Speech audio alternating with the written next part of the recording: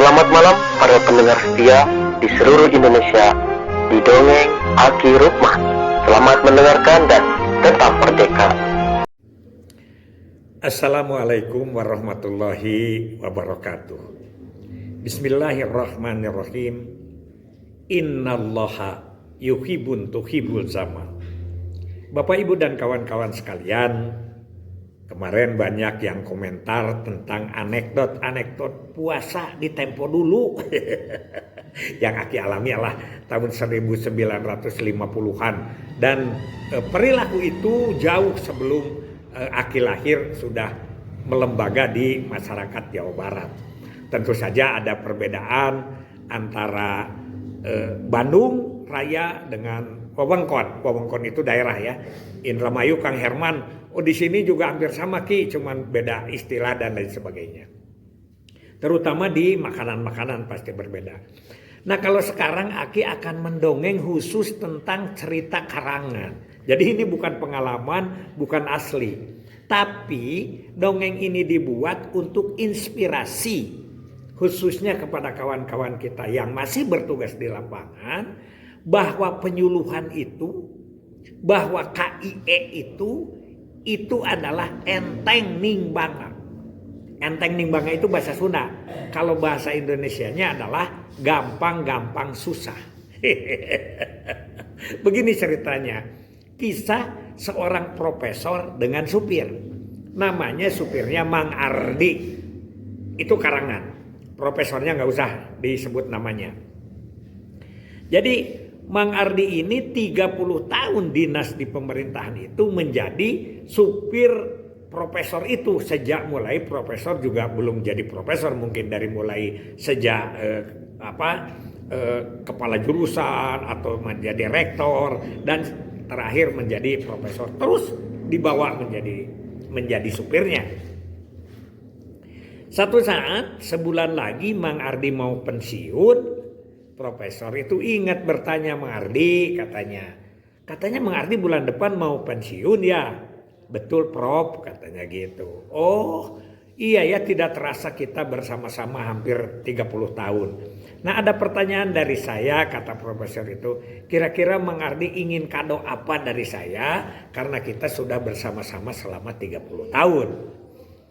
Kata Mang Ardi itu Prof, alhamdulillah segalanya sudah dari profesor itu. Saya punya rumah dijejehkeun ya, dibimbing sama profesor. Saya bisa menyekolahkan anak-anak saya jadi pada sarjana, juga sudah dibimbing oleh profesor. Sudah cukup profesor itu banyak jasanya kepada kami begitu.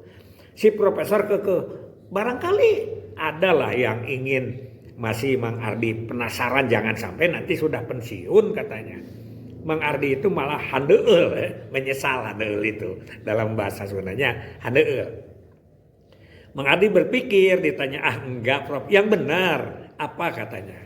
Akhirnya Mang Ardi bercerita bahwa saya itu ada keinginan Prof katanya. Ingin ceramah seperti profesor. Oh begitu, ceramah apa katanya? Ya ceramah yang diberikan oleh profesor. Karena selama saya hampir 30 tahun itu paling banyak profesor itu ceramahnya seperti itu. Katanya ada transparan kalau sekarang PowerPoint mungkin ya. Transparannya 14, yang ke satu begini menjelaskannya. Loh, kok Mari tahu dari mana? Ya karena kalau profesor sedang pidato di depan atau ceramah, saya itu suka melihat dari pintu, katanya dari pintu aula atau dari pintu gedung atau di belakang. Jadi Mari sangguplah Prof, ingin saja mencoba sekaligus ya saya ingin sana bari ya, ingin dapat honor sebesar apa yang profesor terima biasanya. Oh begitu, oke. Kalau begitu, nah ini ada pas ya, dikersakan bulan depan ada yang mengundang saya tapi belum tahu ke saya. Katanya orang baru ini biasalah Pak beja-beja atau saling itu kan memberitahu bahwa profesor untuk jadi narasumbernya, katanya begitu. Jadi nanti datang ke sana Mang Ardi pakai jas saya. Nah pakai jas saya, kemudian Mang Ardi di pinggir mobilnya, kemudian saya yang nyetir. Saya jadi supirnya Mang Ardi. Mang Ardi ceramah, gembira, pakai jas profesor, pakai dasi, kemudian gagah lah, karena memang Mang Ardi juga gagah katanya itu orangnya. Begitu masuk, wah langsung disambut itu, selamat datang Prof, selamat datang Prof, itu ke Mang Ardi. Profesornya nggak disapa, karena itu adalah supir. Setelah parkirkan mobil, Mang Ardi ceramah ke depan, profesornya pun mengikuti di pintu. Seperti apa yang Mang Ardi biasa lakukan. Dari situ Mang Ardi mulai beraksi, ya, bercerita, menjelaskan transparan 1 begini, komentarnya begini, transparan 2 begini, komentarnya begini. Dan seterusnya sampai ke 14, muluslah semuanya. Profesor sampai geleng-geleng kepala katanya, ya. Bandil duduk, memang ini luar biasa karena 30 tahun berturut-turut. Begitu ya. Nah, setelah selesai ceramah biasa dilanjutkan dengan tanya jawab. Siapa yang mau bertanya katanya. Begitulah dari saya uraiannya, kata si Mang Ardi sebagai profesor palsu itu. Kemudian ada yang pertanyaan dari kiri. Pertanyaannya begini Prof, bagaimana begini? Dia ingat, oh pertanyaan ini waktu di Yogyakarta katanya. Nah, ini jawabannya begini. Dijawab, lulus. Nah, datang lagi pertanyaan dari kanan. Ini Prof, begini katanya. Oh iya, ini pertanyaan waktu di Lembang katanya, di Bandung. Jawabannya begini. Begitu sempurna menjawab dan sebagainya sebagai pertanyaan-pertanyaan yang diajukan oleh audiens. Yang ketiga, ada pertanyaan dari tengah. Pertanyaannya cukup banyak, cukup panjang, tapi cukup menggeliti. Begitu didengar oleh si Mang Ardi, kaget Mang Ardi. Karena selama 30 tahun bersama profesor belum ada pertanyaan seperti itu. Sehingga dia bagaimana menjawabnya tidak ngerti. Akhirnya dia berpikir sekilas, oh pertanyaan Bapak ini adalah pertanyaan lama, pertanyaan kuno, dan pertanyaan antik. Bagus sekali, tapi sebaiknya ini tidak dijawab oleh saya. Silahkan untuk menjawab oleh sopir saya, sambil menunjuk kepada profesor asli yang ada di belakang itu. Karena dia, silahkan Pak sopir untuk menjawabnya. Akhirnya si profesor yang asli masuk ke depan dan dia adalah menjawab pertanyaan yang baru didengar oleh Mang Ardi itu. Sempurnalah. Selesailah begitu sampai sorak semuanya antara kompak profesor dengan supir. Dan supirnya saja sudah pinter, apalagi profesornya.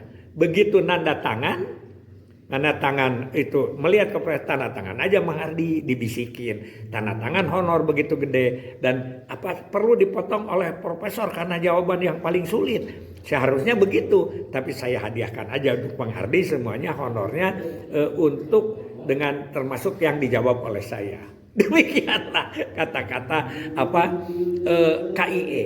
Karena itu makanya KIE itu jangan dianggap enteng. Kalian itu semua sekarang tidak ada tantangan pertanyaan-pertanyaan itu. Tapi dulu itu pertanyaannya sangat banyak tantangan. Dan sekarang ini ya hati-hatilah begini. Ada orang yang mengatakan bahwa sebetulnya saya tidak ada masalah dengan ulama. Betul. Tidak ada masalah dengan ulama karena keulamanya juga tidak ketemu begitu. Nah inilah yang disebut KIE. Luka-likunya KIE itu luar biasa. Mungkin dari segi agama orang bisa menjawab, tapi dari segi psikologis, dari segi ekonomis, dari segi kemasyarakatan itu tidak mudah. Makanya belajarlah KIE secara paripurna, secara umum semuanya. Jadi dari mulai filosofinya, dari mulai hakikatnya sampai kepada hal-hal yang teknis dengan ilustrasi yang sangat baik. Demikian dari Aki. Jadi sekali lagi kisah Mang Ardi dengan profesor itu adalah inspirasi buat kita. Tidak boleh meremehkan KIE, ya, tidak boleh meremehkan. Ini kok di tingkatnya juga tingkat RT. Mungkin saja tingkat RT lebih jeli pertanyaannya. Aki dengan Ibu Ella, ya, Ibu Ella itu ketua Fatayat dan Muslimat NU, itu diserang habis-habisan di Garut tentang satu ayat yang dikemukakan oleh Aki, karena Aki itu biasa seperti itu, tapi di situ ditanya segala macam akidah daripada surat itu, matopi'inya segala macamnya. Untung ayat ada Bu Ella. Kedua, Aki diserang oleh kelompoknya Ibu Latifah Dahlan itu, yang itu di mana, di Hotel Lingga. 200 orang nyerang ke Aki. Untung waktu itu dengan Pak Rahman Maas. Itulah tidak mudahnya KIE. Mudah-mudahan ini menjadi gambaran buat kita semua. Hasbunallahu wa ni'mal wakil, ni'mal maula wa ni'man nasir. Wassalamualaikum warahmatullahi wabarakatuh.